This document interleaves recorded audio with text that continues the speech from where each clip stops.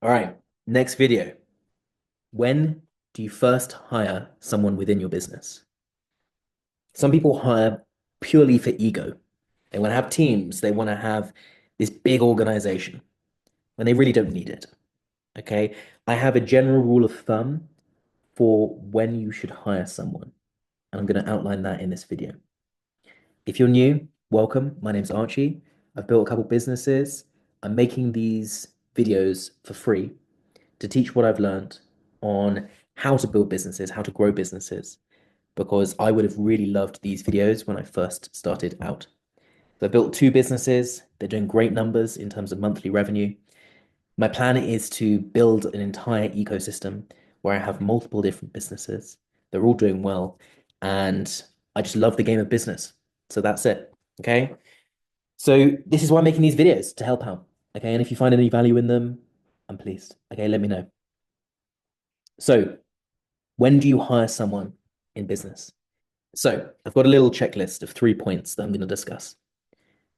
The most crucial thing, right, is that you don't want to hire someone and replace yourself within the business if it's a real important part and aspect of the business. I've made this mistake before.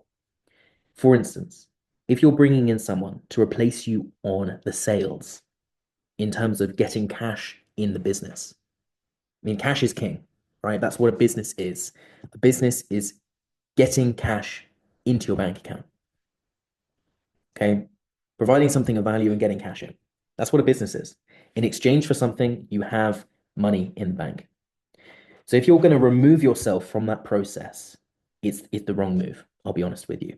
It's the wrong move, especially in the early days. You need to make sure that you are at the forefront of making sure cash comes into the business because cash is like oxygen. If you run out of cash, you starve. You starve your lungs of the oxygen to breathe. It's the same with business. If you don't have cash, you can't invest in things, you can't spend things, you can't do anything. Okay. Now it's different at the start because, as we mentioned in the last video, you can do a lot for free, a lot organically for free.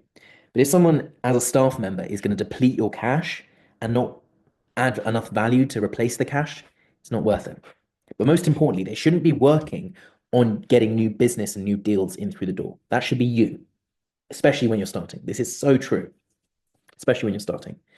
Okay, even at the point I'm at today, where we are actually doing 6 figures in revenue per month with one of the businesses, I am still at the front ensuring that we're getting sales through the door. New sales, new business, new affiliates, new leads, new customers. Because if that dies out, then the business growth just plummets. Okay. It has to keep increasing for a business to grow. And yes, you're going to have, slow periods. You're going to have slow months. You're going to have slow times of the year. That's just common. That's just part of business as well. But don't replace yourself in the process of getting cash in the business. Number one. The next thing is people typically hire people to do stuff within the business that they no longer want to do. And I'm going to discuss why a lot of things can actually be removed from a business. You can actually get rid of a lot of things, a lot of dead weight. A lot of businesses overcomplicate things. They have this long string of things that need to be done in order to get money in the business, in order to get results. The longer the string, the harder it is for you to scale systematically with a lean, fresh team. Okay, you want a lean team. That's what you want. You want a team of killers, a team of, people that are backing you, working their asses off. Okay, and you're all in it together, and you're all there to make money, and you're all there to build something cool. So if it's not going to bring in more money to the business, if it's not going to grow the business, and if, for instance, you could do without it, you could live without it, the business could live without it, and it wouldn't change the business. If you're considering hiring someone for a certain wage or a certain amount per month, consider potentially removing or eliminating that role entirely. Would it crumble the business? Would it change the business projection? If you're feeling the need to hire someone, go through this and just think about it. Okay? Because the moment you hire the first person is the moment that you also set yourself up for failure. Okay? Because it's not no longer just you versus the market. You, a product, a service, and the market, and providing value. It's now you managing a team and providing a service and value to the market. Okay. Now, obviously, to scale, you're going to need to invest into a team. You're not going to be able to do everything yourself. Okay. I try and make sure my teams are as lean as possible, but I still need a team. I can't do everything myself. It just wouldn't be possible. I don't have enough hands and I don't have enough time. Time becomes now my biggest weakness. I can't do everything that I want to do within a day, whether it's creating content, whether it's working with customers, affiliates, doing the ads, doing the SEO. There's a handful of moving parts, okay, all the way from customer acquisition through to the tech and the backbone of the business, okay, front to back end. There's a lot to do. So I couldn't feasibly do it anymore, but I still try and keep the team as lean as possible, okay? So just try and think about that. Don't let them replace you in terms of bringing cash into the business. That's a big mistake that a lot of people do. If they don't bring in money though to the business, is it worth it? If they don't grow the business, is it worth it? If you could live without them, maybe think about erasing the role in entirety rather than hiring someone. Now, if they don't fall into those criteria, they actually do help you make money. They actually do help you grow the business. Then, how do you hire someone? When do you hire someone? You hire someone when your time is better spent on other things, and you don't need to spend 100% of your time on that task, i.e., social media management, okay, of your stuff, of your content.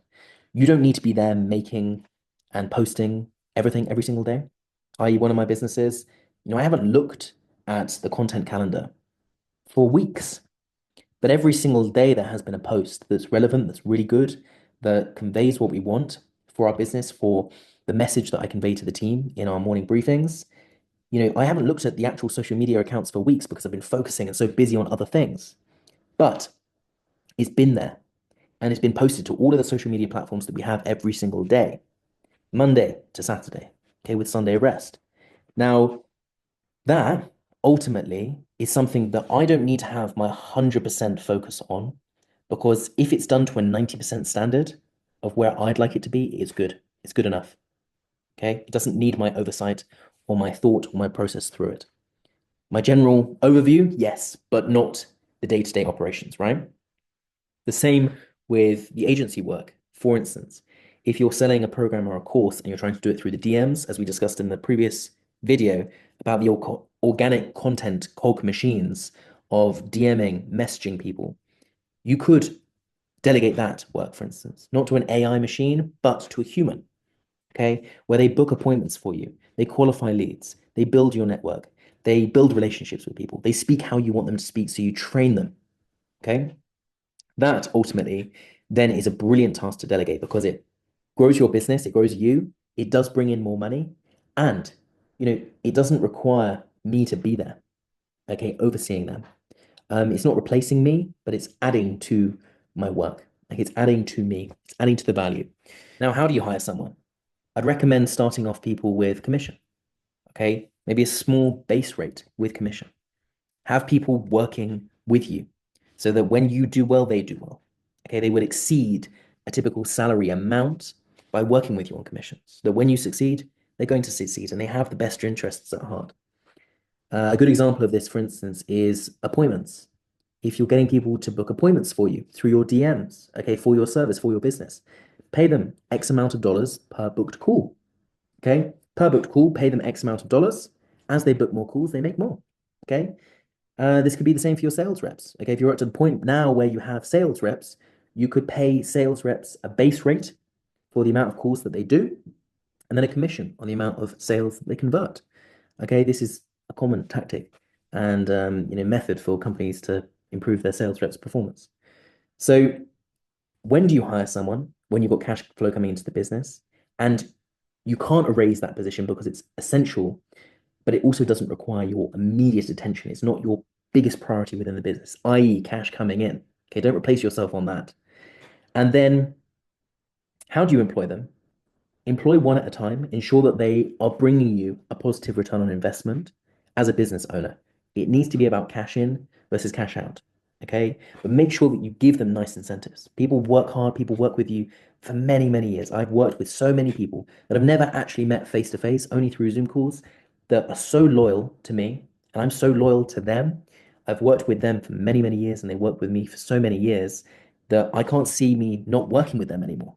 Okay, because they've brought me results, and in the times of good months, they've been paid so, so well for the job that they're doing. And in the bad months, they've stuck through with me as well, whilst we're updating branding or changing our website, or we're going through this process and then we're changing the, whatever we're changing. You see what I mean? So when do you hire someone and how do you hire someone? It's really important to get this right.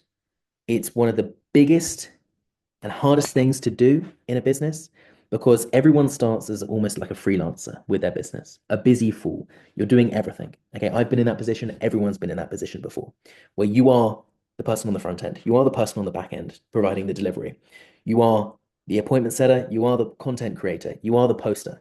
You do absolutely every single thing in this whole sequence. And the idea is that the things that don't require your immediate attention and the most important attention, you do delegate. Okay. And if the business could do without them, erase them. Okay. Make your business smoother, make it easier. So that is a little bit of advice on when do you hire someone and how do you hire someone. And I hope that's provided you some value this evening. So have a good rest of your day, and I'll see you in the next video.